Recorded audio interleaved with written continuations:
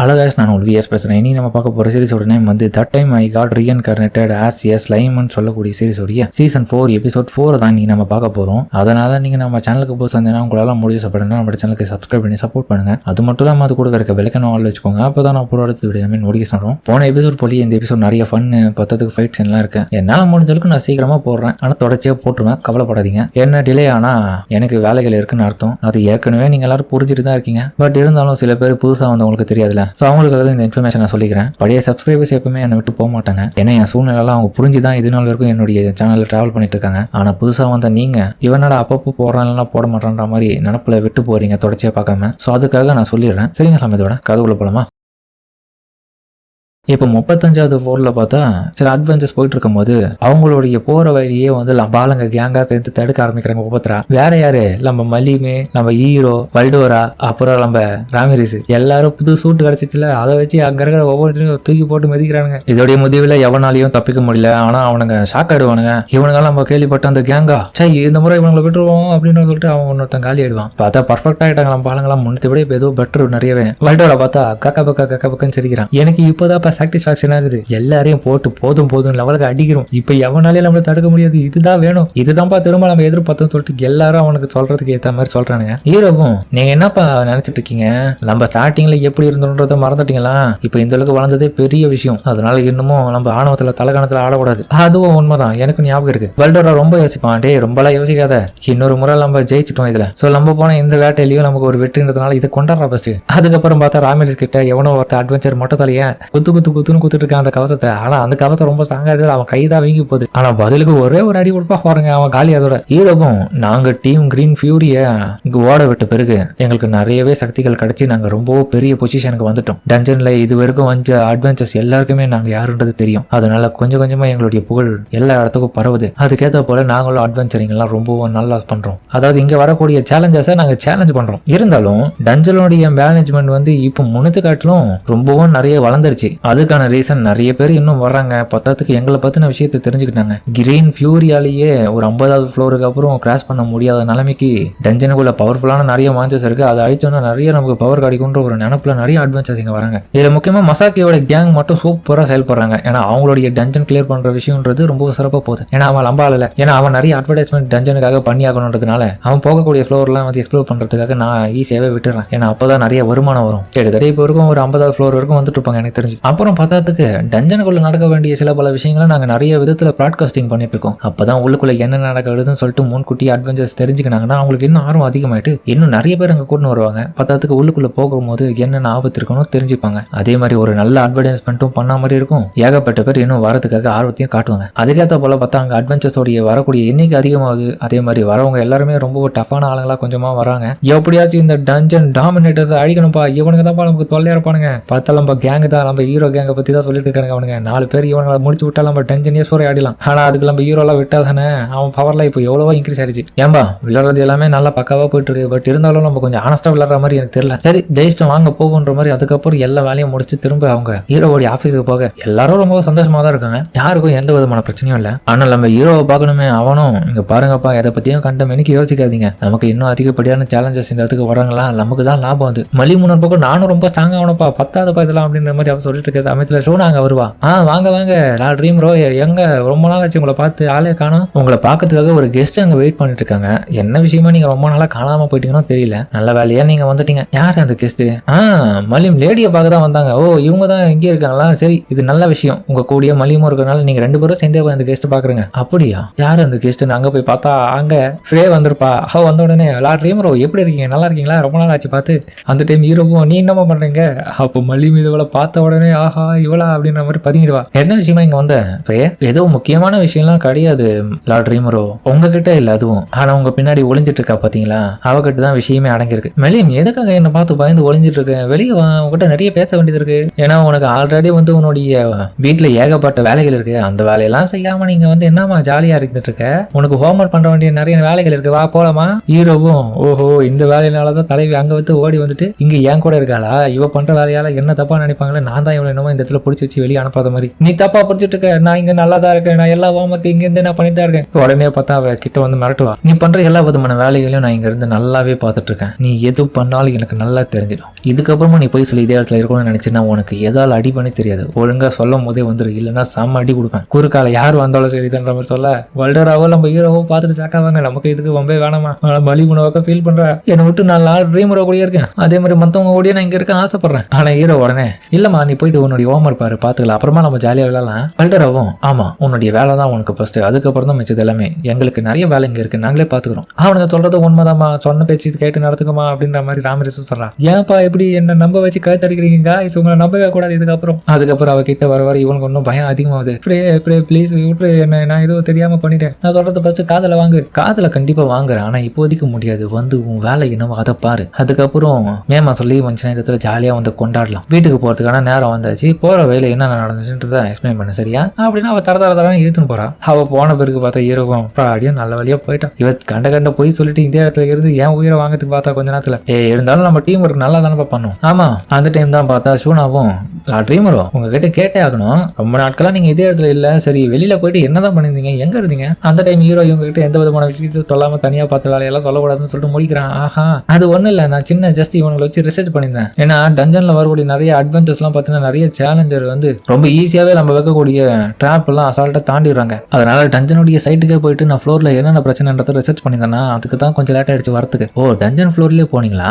ஆனா நீங்க டஞ்சன்ல போயிட்டு எதுவும் பெருசா பண்ண மாதிரி தெரியலையே, நீங்க போனதா கூட நான் எதுலயும் பாக்கலையே, உண்மையா சொல்லுங்க, டஞ்சனுக்கு தான் போனீங்களா இல்ல வேற எதனா அந்த புறத்துக்கு போனீங்களா? ஹீரோவோ இவ கண்டுபிடிச்சா நம்ம வேற விதமா தான் மாத்தி சொல்லணும், டக்குன்னு அவ அந்த புறம்னு சொல்லிட்டு என்ன மாட்டு வைக்கிறான். அந்த டைம் தான் பார்த்தா வல்டராவோ ராமேரஸ் அங்க இருந்து கிளம்புவாங்க. எனக்கு மாங்காய் படிக்கிற வேலை இருக்குது, எனக்கு சாப்பிட்ற வேலை இருக்குது, நான் கிளம்புறேன்ப்பா, நீ உங்களை பாத்துக்கிறேன் நல்லபடியா. இதை பார்த்த உடனே ஹீரோ கொடுப்பாயிடுவான். சை இந்த நாய்களை நம்பவே கூடாது, பாவம் மலிமே, இவனுங்களை நம்பி நான் ஒரு கூட சேராம இவனுங்களுக்கு சப்போர்ட்டா உன்னையும் எதிர்த்துட்டேன், என்ன மன்னிச்சிடுவான், இவனை நம்பவே கூடாது, இன்னொரு முறை வரட்டும் இவனுக்கு வச்சு செய்றேன். என்கிட்ட இந்த மாதிரி விளையாட்டானுங்க. அந்த டைம்ல ஹீரோவுடைய சிஸ்டத்துல இருக்க செம்பாயும் ஒரு விஷயத்த சொல்லுவாங்க, இதுக்கப்புறமும் எந்த விதமான எக்ஸ்கியூஸும் இல்லாம நீங்க உண்மையா சொல்லிட்டீங்கன்னா இதுல இருந்து தப்பிக்கலாம் அப்படின்னு செம்பாய் சொல்றதை நம்பி ஹீரோவும் அந்த உண்மையை அப்படியே மாத்தி சொல்ல ஆரம்பிக்கிறான். ஓஹோ இப்படி சொல்லாமா? அந்த டைம் தான் பார்த்தா மஜ்மல் ஒருவர், ட்ரீமரோ இங்க வந்துட்டீங்களா, என்னாச்சு? இதோ இது வந்து கவுன்சில்ல இருந்து ஒரு லெட்டர் உங்களுக்காக வந்திருக்கு, என்னால இதை நம்ப முடியல, பட் இருந்தாலும் உங்களுக்காக அது வந்திருக்கு. கவுன்சில் இருக்க மெம்பர்ஷிப் சேர்ந்தவங்க எல்லாருமே ஒரு மீட்டிங் அரேஞ்ச் பண்ணிருக்காங்களா, அதுல உங்களை வர சொல்லியிருந்தாங்க. ஓஹோ இதுக்குள்ளேயே நம்மளுக்கு அக்செப்ட் பண்ணிக்கிறாங்களா, எதிர்பார்க்கவே இல்லை, அவ்வளவு நம்பிக்கை வந்துருச்சு.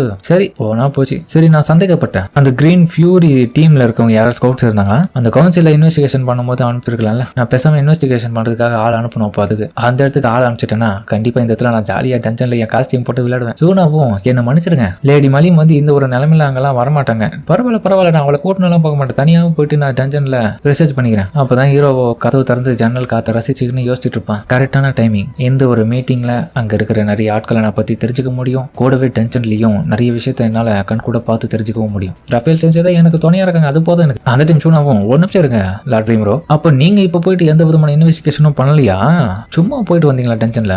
அது அப்போ கிரீன் ஃபியூரி எப்பயோ போயிட்டாங்க, அவங்க போன பிறகு நீங்க போயிட்டு அங்க என்ன இன்வெஸ்டிகேஷன் பண்ணிட்டு இருக்கீங்க புரியலன்னு சொல்லிட்டு அவ இன்னும் தொருவி கேட்க மாட்டீங்க ஹீரோ. ட்ரீமரோ என்ன ரஃபேல் செஞ்சு எதனா சொல்லியா, என்னையா கம்முன்னு இருக்கீங்க, இதுக்கு நீங்க எதனா திரும்ப எதனா போய் சொன்னீங்கன்னா பிரச்சனை பெருசாயிடும், உங்களுக்கு பெரிய அடி விடும். ஒரு பக்கம் கொடூரத்தனமா பின்னாடி வந்து பார்க்க ஹீரோவால எதுவுமே சொல்ல முடியும், அமைதியா இருக்கான். அதுக்கப்புறம் வந்து அந்த மரியாதை காமிக்க அவ இன்னொரு பக்கம் யோசிக்கிறா, என்னுடைய கிண்டத்துல எல்லாமே அமைதியா போயிட்டு இருக்கு, எல்லாருமே நல்லா தான் இருக்காங்க, எந்த பிரச்சனையும் இல்ல. ஆனாலும் என் நேஷன் இப்பதான் கொஞ்சம் கொஞ்சமா வளர ஆரம்பிச்சிருக்கு, ஏன்னா அவன் கண்ட்ரி மூலமா உருவாக்குன பெரிய எக்கனாமிக் புரட்சினால என்னுடைய நேஷன்ல நிறைய பாதிப்பு ஏற்பட்டது. இப்பதான் அது கொஞ்சம் கொஞ்சமா மீண்டு வருது. ஒவ்வொரு நேஷனும் அவங்க கிட்ட இருக்கிற ஒரு ஸ்கில்ல வந்து தனிப்பட்ட முறையில எல்லா விதமான நேஷனுக்கும் அதை ஷேர் பண்ணிப்பாங்க, அது ட்ரேடிங்கா இருந்தாலும் சரி இல்ல ஏதாச்சும் ஒரு பொருட்களா இருந்தாலும் சரி. ஆனா இது எல்லாத்தையும் மொத்தமா நிர்ணயிக்கிறது யார் அவங்கள ஆள போறாங்கன்றதுதான். எங்களுக்கு இன்னும் விக்டரி கிடைக்கல, அதனால கண்டிப்பா அடுத்த கட்ட எல்லா விதமான நேஷனையும் ஆள போறது நாங்களா மட்டும்தான் இருக்கணும் அப்படின்னு நான் இவ போயிட்டு உடனே அந்த இடத்துல டெம்பஸ் கண்ட்ரியோடைய பிளாக எடுத்துட்டு இவளுடைய நாட்டோடைய வைக்கிறா. இங்க நான் மட்டும்தான் குயினா இருக்கணும், எல்லாத்தையும் கண்ட்ரோல் பண்ணுவேன், என்னை யாராலையும் தடுக்க முடியாது. அதே டைம் வந்து அந்த இடத்துல இருந்து அவ கிரியேட் பண்ண அந்த வெஸ்டர்ன் கவுன்சில் வந்து இப்போ ஒரு பெரிய டிஸ்கஷன் பண்ணிட்டு இருக்காங்க. இது கிட்டத்தட்ட கிரேட் ஃபாரஸ்டா இருக்கக்கூடிய ஜூராவை தாண்டி இருக்கு இந்த council of west headquarters. அந்த கவுன்சில்ல இருக்கிற ஒவ்வொருத்தரும் பாத்தீங்கன்னா ஒவ்வொரு நேஷனுடைய முக்கியமான ஆட்கள். இப்ப இதுல முக்கியமான விஷயமா என்ன டிஸ்கஸ் பண்றாங்கன்னா, எல்லாருமே நம்ம ஹீரோ ரீமுரோ வந்து ஒரு டீமன் லார்டா இருக்கிறதுனால அவனை நம்பி இந்த இடத்துக்கு கவுன்சில்ல வர வச்சு நம்ம எல்லாரும் ஒரே விஷயத்த பேசணும். அதாவது ஒரு அமைதியான உடன்படிக்கை தான். எல்லா நேஷனும் ஒற்றுமையா இருக்கணும், பத்தாவதுக்கு வந்து எல்லாமே சுமூகமா போகணும், எந்தவித பிரச்சனையும் இல்லாம இருக்கிறதுக்காக பேசணும்னு சொல்லிட்டு அவனை வர வைக்கலாம்னு சொல்லிட்டு எல்லாரும் கேட்பாங்க. ஆனா கேட்கிற வகையில பார்த்தா ஒவ்வொரு நேஷனுடைய சார்பா ஒவ்வொருத்தரும் அத ஹீரோ மேல நம்பிக்கை இருக்கவங்க எல்லாருமே வந்து ஹீரோக்கு சப்போர்ட்டா சொல்றாங்க, கண்டிப்பா அவர் வரணும், கலந்துக்கணும்னு. ஏன்னா ஹீரோவை அவங்களுக்கு நல்லா தெரியும், அவங்க கூட பழகிருக்காங்க அவங்க எல்லாருமே. அதனால அவங்களுடைய கேரக்டர் தெரிஞ்சவங்க எல்லாருமே வரணும்னு ஆசைப்படுறாங்க. ஆனா ஹீரோக்கு எதிராக இருக்கக்கூடிய சில வெஸ்டர்ன் கண்ட்ரியை சேர்ந்தவங்க எல்லாருமே ஹீரோக்கு எதிராக இருக்காங்க. அவன் கண்டிப்பா வரக்கூடாது அப்படின்னு. அவன் வந்தானே இங்க இடத்துல நிறைய பிரச்சனை நடக்கணும், கூடவே அவன் இங்க இருக்கிற எல்லாரையும் எதனா ஒண்ணு பண்ணிடுவானோ, டெம்பல்ஸ் கண்ட்ரி இந்த இடத்துல உள்ள அலோவ் பண்ணவே கூடாது, அவன் ரொம்ப மோசமான கொடூரமான ஆளு, எல்லாரையும் அழிச்சிடுவான், அவனுக்கு அமைதினால என்னன்னு தெரியாதுன்ற மாதிரி அவங்க எல்லாருமே ஹீரோக்கு அகைன்ஸ்டா பேசுறாங்க. ஹினட்டா இந்த விஷயத்தெல்லாம் கவனிச்சுட்டு இருக்கா. இந்த கவுன்சில் எதனால உருவானதுன்னு எனக்கு புரியல. டீமன் லார்டா இருக்கக்கூடிய ரீமுரோவை இந்த இடத்துல இவங்களுக்கு உள்ள அலோவ் பண்ணதுக்காக தயங்குறாங்க. ஆனா இந்த இடத்துல இருக்க சில பேர் அவனுக்கு ஆதரவா இருக்காங்க. ஆனா சில பேர் அவன் மேல இருக்கிற பழியை போட்டு அவனை வர விடாம தடுக்கிறாங்க. அவன் மட்டும் இந்த மீட்டிங்ல ஜாயின் பண்ணிட்டானா கண்டிப்பா இந்த வெறுக்கக்கூடிய ஆட்கள் எல்லாருமே அவனை புரிஞ்சுக்க ஆரம்பிப்பாங்க. ஆனா அவங்களுக்கு இருக்கிற பயமே எல்லாரும் அவங்களுக்கு சப்போர்ட் பண்ணக்கூடியவங்க எல்லாம் கூட அவங்களுக்கு எதிராக மாறிடுவாங்க. ஏன்னா ரீமுரோ ரொம்ப நல்லவன். ஆனா அந்த விஷயம் இங்க இருக்கிற சில பேருக்கு பிடிக்காது. அந்த பிடிக்காதவங்களுக்கும் சப்போர்ட் பண்றவங்களுக்கும் அவங்க துணை போயிடக்கூடாதுன்றதுக்காக அவங்க யோசிச்சுட்டு இருக்காங்க. நான் பழகின வரைக்கும் அவன் ரொம்ப நல்லவன், கைண்டானவன். ஏகப்பட்ட பேர் நசன்னு அவங்களுடைய டிசிஷனை சொல்லுவாங்க. ஒருத்தர் என்னடானா ஹீரோ வரணும்ன்றாங்க, இன்னொருத்தர் என்னடானா அவன் வரக்கூடாதுன்றாங்க, இன்னொருத்தங்க என்னடானா அவன் கமிட்டிக்கு வந்து நிறைய நல்லது நடக்கும்ன்றாங்க. ஆனா இன்னொருத்தங்க பார்த்தா அவன் இங்க வந்த பிரச்சனையே நடக்கும்ன்றாங்க. இதுக்கு எல்லாத்துக்கும் முக்கியமா அவங்க பயப்படுறதுக்கான ரீசன் வந்து நம்ம ஹீரோ கூட ஸ்டோம் டிராகன் இருக்க நம்ம வல்டோரா இருக்கான்ல, அவன் கூட இருக்கிறதுனால அவன் இங்க வந்தானா நிறைய பிரச்சனைகள் நடக்கும், அவனுக்கு சாதகமா போயிட்டாதான் நமக்கும் நல்லது நடக்கும்ன்ற மாதிரி ஒரு சில பேர் பயந்தும் ஒத்துக்கிறாங்க. ஆனா ஒரு சில பேர் அந்த ஒரு ஸ்டாம் டிராகன் அவன் ஒரு பெட்டா தான் வச்சிட்டு இருக்கான், அதனால எந்த விதமான பிரச்சனையும் இல்லை, அவன் வந்தானா நம்மளால ஈஸியா தடுத்துலாம், அவன் அவ்வளவு பெரிய ஆளான்ற மாதிரி திமிர்ல பேசுறாங்க. ஆனா ஹீரோக்கு சப்போர்ட் பண்ணக்கூடிய ஆட்கள்லாம் நீங்க நினைக்கிற மாதிரிலாம் அப்படிலாம் கிடையாது. அங்க வந்து ஸ்டாம் டிராகன் ரொம்ப நல்லவனா தான் அங்க செயல்பட்டு இருக்கான். ரீமுறை எனக்கு தெரிஞ்சு நல்லவன் தான், நீங்க தான் அவனை கெட்டவனை போர்ட்ரேட் பண்ணி இது கொஞ்சம் கூட சரியில்லைன்ற மாதிரி இன்னொரு பக்கம். அந்த இடத்துல இருக்க ஒவ்வொருத்தரும் இடையில நிறைய சண்டைகளே உருவாகிடுது. இதோடைய முடிவா அந்த இடத்துல இருக்க நடுவர் வந்து எல்லாரும் நிறுத்துங்கப்பா, அவர் நடுவர் இல்ல சபாநாயகர், எங்க பாருங்க நம்ம இந்த உலகத்துல இருக்க எல்லா நேஷனுக்கும் எல்லா விதமான வாய்ப்பும் ஓட்டும் கொடுப்போம். சோ அதன் அடிப்படையில பார்த்தா இந்த இடத்துக்கு வந்து டெம்பஸ் கண்ட்ரியோட சார்பா டீமன் லார்ட் ரீமுரோ வரணும்னு சொல்லிட்டு நிறைய பேர் ஒத்துக்கிறீங்க. அப்படி ஓட்டிங்ல அதிகமா வந்ததுனால அடுத்த கட்ட கவுன்சில் நடக்கக்கூடிய மீட்டிங்க்கு அவர் நம்ம இந்த இடத்துக்கு இன்விடேஷன் கொடுத்து வர வைக்கிறோம் அப்படின்னு சொல்லும் போதே பார்த்தா இன்னொரு பக்கம் வந்து அவர் சொல்லி முடியல. பட் இருந்தாலும் அதுக்குள்ளேயே நம்ம ஹினட்டா அந்த இடத்த விட்டு கிளம்பிடுவான். அப்புறம் அவன் அந்த இடத்த விட்டு கிளம்பி வரும்போது வர வழியே பார்த்தா யாரோ ஒருத்தங்க வந்து ஹினட்டா வந்து மீட் பண்ணுவாங்க. லேடி ஹினட்டா, இவன் எங்கிரஷாவோட ஃபர்ஸ்ட் பிரின்ஸ் ஆச்சு, இவனுக்கு என்ன பிரச்சனை தெரியல, திடீர்னு வந்து என்கிட்ட பேசுறான், உங்களுக்கு என்கிட்ட என்ன பேச வேண்டியது இருக்கு, கொஞ்சம் டைம் கொடுத்தீங்கன்னா டிஸ்கஸ் பண்ணலாம். அப்புறமா ஒரு இடத்துக்கு போயிட்டு சொல்லுங்க என்ன சொல்லணும், உண்மை என்னன்னா நீ எனக்காக ஒரு விஷயத்த பண்ணணும். அடுத்த கட்ட வரக்கூடிய நெக்ஸ்ட் மீட்டிங்ல அந்த டீமன் லார்ட் ரீமுரோவோடைய உண்மையான முகத்தெரியல் நம்ம வெளிக்கொண்டு வரணும். அதுக்காக ஒரு சின்ன ஒரு டெஸ்ட் வைக்க போறேன். இதை கேட்ட உடனே அவ அதிர்ச்சி ஆயிடுவா. எங்க பாருங்க லேடி ஹினட்டா, டீமன் லார்ட் ரீமுரோ எவ்வளவு பவர்ஃபுல்லானவன்றது எனக்கு தெரியும், அதனால அவன் எவ்வளவு பெரிய கொடுமைக்காரனும் எனக்கு தெரியும். சோ அவனுடைய உண்மையான அந்த சுயரூபத்தை வெளிக்கொண்டு வர நீங்க எனக்கு உதவி பண்ண போறீங்க. அதுவும் எப்படின்னா, நீங்க அவன் கூட இதுக்கு முன்னாடி போட்ட சண்டையில வந்து உங்களுக்கும் அவனுக்கும் டிரா ஆயிடுச்சான். ஆனா அந்த ஒரு சண்டையில நீங்க போட்டப்போ அவனை உச்சகட்டமா டயர்ட் பண்ணிட்டீங்களா. இந்த மாதிரியான விஷயத்தை யாரும் இது வரைக்கும் பண்ணதில்லைன்னு சொன்னாங்க. சோ அப்போ நீங்க அவனுக்கு நிகராகவே சக்தி வாய்ந்தவங்களா இருக்கிறதுனால நீங்க என் கூட சேர்ந்துட்டீங்கன்னா அந்த ஒரு அட்வான்டேஜ் மூலியமா அவனை திரும்பவும் நம்ம இந்த மாதிரி மாத்திடலாம். அதுக்காக நீங்க ஒரே ஒரு விஷயத்தை தான் பண்ணணும், நீங்க என் கூட வந்து ஜாயின் பண்ணிடுங்க, என்னுடைய கார்டியனா இருக்க நீங்க. அவன் அந்த டெம்பஸ் கண்ட்ரில இருந்து ரொம்ப ஆடிட்டு இருக்கான், அதனால அவனுடைய சுயரூபத்தை வெளியே கொண்டு வந்தாதான் இங்க இருக்கவங்க எல்லாருமே திருந்துவாங்க அப்படின்னு ஹீரோக்கு எதிராக பேச பேச ஹினட்டா பத்தி தான் தெரியும்ல, அவன் ஆளை பத்தி ஓவரா பேசும்போது அவ கடுப்பாக மாட்டாளா. உடனே பார்த்தா அவளும் என்னால முடியாது, என்ன மன்னிச்சிடுங்க, ஏன் உன்னுடைய ஸ்ட்ரென்த் எனக்கு தெரியும், அதனாலதான் உன்னை கூப்பிடுற, நீ என்னடானா ஒத்துக்க மாட்டேன். எங்க பாருங்க அந்த ஒரு டிரா ஆன மேட்சை பத்தி நீங்க பேசுறீங்க, ஆனா அதுல நான் விட்டு கொடுக்கலன்னா இன்னும் கொஞ்ச நேரத்துல அவன் என்ன அடிச்சிருப்பான் அப்பயே. சோ அது ஒன்றும் உண்மை கிடையாது. திரும்ப இன்னொரு முறை நான் அவன் கூட சண்டை போட்டேன்னா ஜெயிப்பானு தெரியாது, ஆனா நான் திரும்ப எப்பவுமே அவன் கூட சண்டை போட மாட்டேன். ஏன்னா அவன் அந்த அளவுக்கு ஸ்ட்ராங் ஆனவனும் கூட,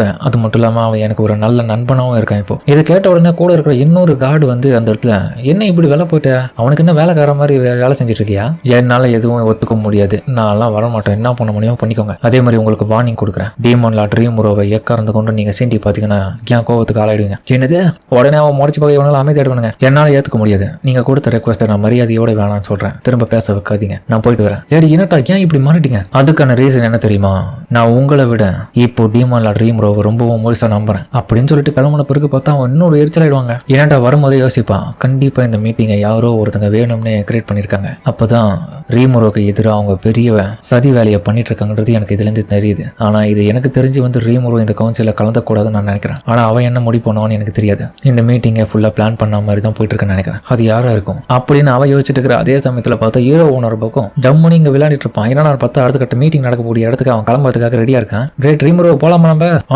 சியோன் உடனே வந்து ஹீரோ பிடிச்சி நெளிச்சிட்டு இருப்பா பாருங்க. நான் ரீமுரு ஏன் இப்படி பண்றீங்க? கொஞ்சம் கூட நியாயமே இல்லை. என்ன மட்டும் விட்டுட்டு நீங்க எல்லாரையும் போட்டு போறீங்க. இது கொஞ்சம் கூட என்னால ஏத்துக்க முடியாது. நீங்க எல்லாமே என்னால இந்த இடத்துல இருக்கவே முடியாது.